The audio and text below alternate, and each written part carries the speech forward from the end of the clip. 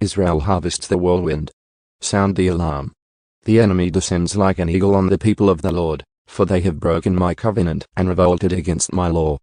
Now Israel pleads with me, help us, for you are our God. But it is too late.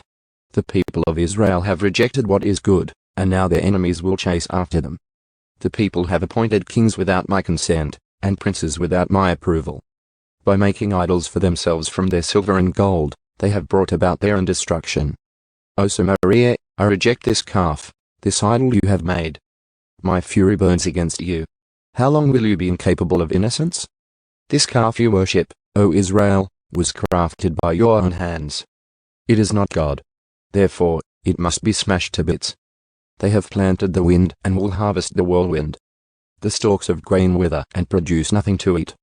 And even if there is any grain, foreigners will eat it. The people of Israel have been swallowed up. They lie among the nations like an old discarded pot. Like a wild donkey looking for a mate, they have gone up to Assyria. The people of Israel have sold themselves to many lovers. But though they have sold themselves to many allies, I will now gather them together for judgment. Then they will writhe under the burden of the great king. Israel has built many altars to take away sin, but these very altars became places for sinning. Even though I gave them all my laws, they act as if those laws don't apply to them. The people love to offer sacrifices to me, feasting on the meat, but I do not accept their sacrifices.